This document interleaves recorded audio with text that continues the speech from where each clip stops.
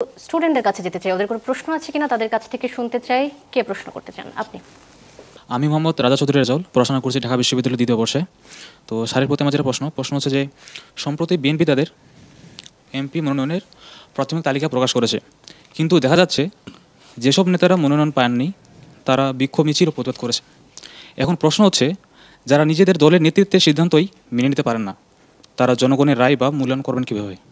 ধন্যবাদ, very good question to answer. আমি একটু প্রেক্ষাপটটা দেখি। We are practising democracy. আর আপনি যেভাবে বলেছেন যে অনেক জায়গা, আসলে আমি যতটুকু জানি পত্রপত্রিকা দেখেছি দুইটা জায়গায়, একটা হলো মাদারীপুর আর একটা হলো চট্টগ্রামে। হ্যাঁ, তো কেউ মনোনয়ন চেয়েছে, বিএনপির মতো বৃহৎ একটা রাজনৈতিক দলে মনোনয়ন চেয়েছে, মনোনয়ন কেউ বঞ্চিত হওয়ার কারণে this is his or her Democratic rights, যে হ্যাঁ এই মনোনয়নটা আমার পছন্দ হয় না। We welcome the Democratic practice, this is part of the democracy and beauty of the democracy. So দু একজন যদি এই বিষয়ে নিয়ে কথা বলে, উই ওয়েলকাম দ্যাট, যে হ্যাঁ, এবং যে কারণে এক জায়গায় মাদারীপুরে মনোনয়নটা সাসপেন্ড করে রাখা হয়েছে। সো আমার কাছে মনে হচ্ছে এই কোয়েশ্চেনটার আনসারটা এখানেই নিহিত আছে।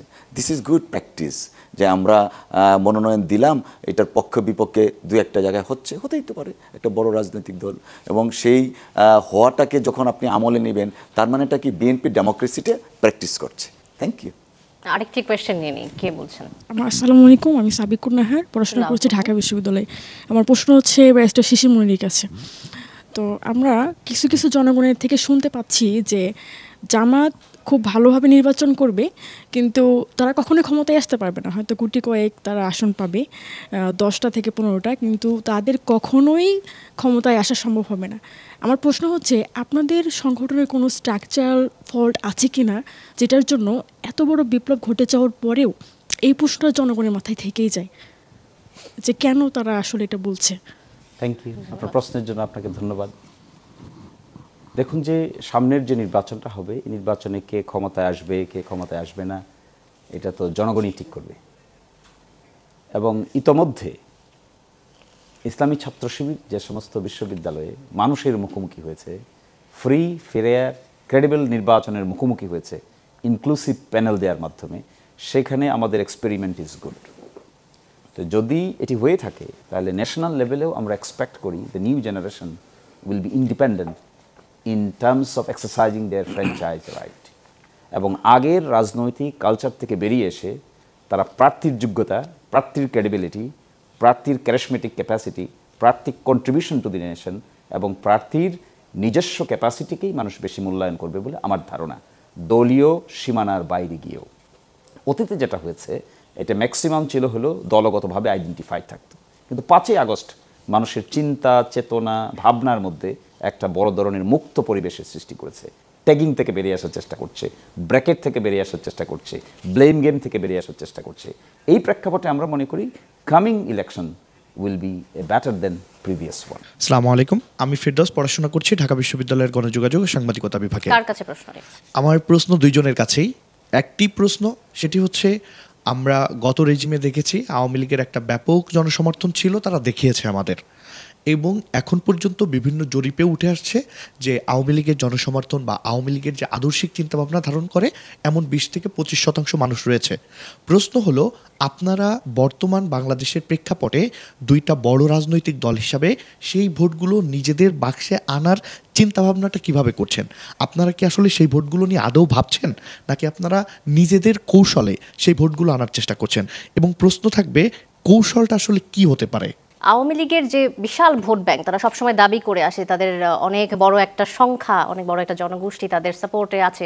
সেই ভোটটা যখন আওয়ামী লীগ অংশগ্রহণ করছে না নির্বাচনে, ভোটটা কাদের কাছে যাচ্ছে বলে মনে করেন, এবং সেই স্ট্র্যাটেজিটা আপনাদের দিকে নেয়ার ক্ষেত্রে কি হতে পারে? দেখুন, আওয়ামী লীগ বৃহৎ সংগঠন কি না সেটা তো আমরা গত 3টা নির্বাচনে প্রমাণ পেয়েছি। যদি বৃহৎ সংগঠনই হতো, যারা গণতান্ত্রিক রীতিনীতি বিশ্বাসী, ইনক্লুসিভ ইলেকশন একটা করতে পারতো, যদি তাদের সেই জনগণের ভোটের আছে বা এই অবস্থানটা আছে, সেটাই যদি মনে করতো, 2014 সনের ইলেকশনে 154 জন ব্যক্তিকে বিনা প্রতিদ্বন্দ্বিতা এমপি হিসেবে ঘোষণা করতে হতো না। 2018 সনের নির্বাচন ভোটের আগের দিন করতে হতো না, 2024-এ আমিডামি করতে হতো না। সো যেভাবে যে ব্যাখ্যা করুক না কেন, প্রকৃত অর্থেই আওয়ামী লীগের সাপোর্টার কতজন আছে দ্যাট ইজ কোয়েশ্চেনেবল।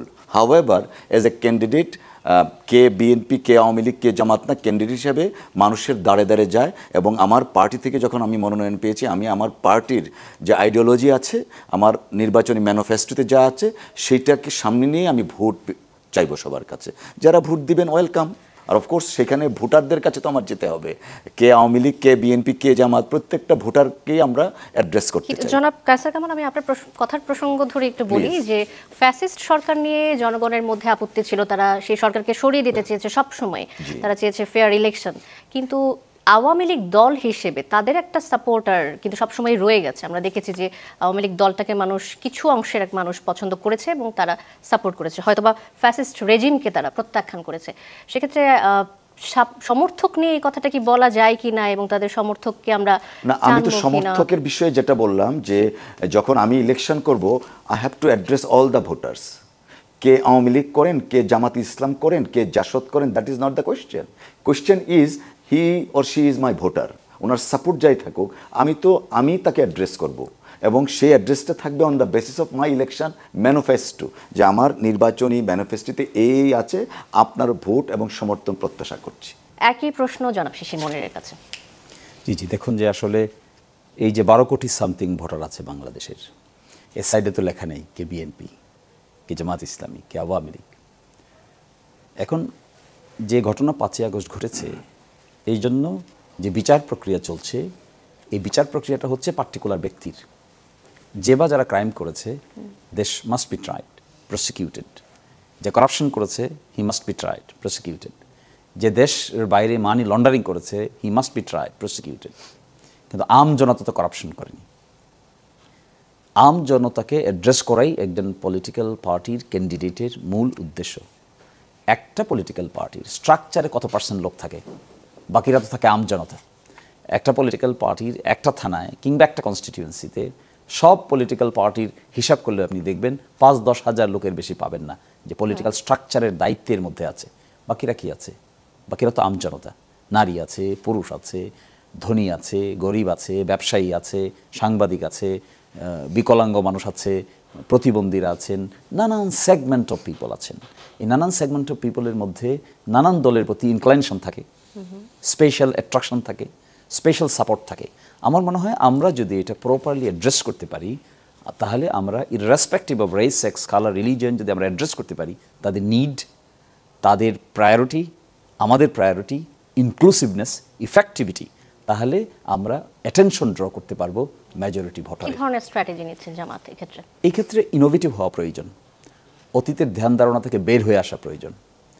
রাষ্ট্র কিভাবে আমরা গঠন করব তার রূপরেখা দেওয়া প্রয়োজন। কিভাবে মানুষের পভার্টিকে আমি অ্যাড্রেস করব তার রূপরেখা দেওয়া প্রয়োজন। বেকারত্ব সমস্যার কি সমাধান করব তার রূপরেখা দেওয়া প্রয়োজন। এনভায়রনমেন্ট ইস্যুকে কীভাবে হ্যান্ডেল করব তার রূপরেখা দিতে হবে।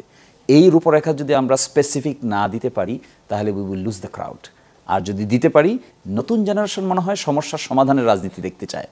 অতীতের ব্লেম গেম থেকে বেরিয়ে এসে ক্রিয়েটিভ আইডিয়া আমরা যদি পেশ করতে পারি, ইররেসপেক্টিভ অফ পলিটিক্যাল পার্টি এখানে এঙ্গেজ হতে পারবে। That should be hour approach.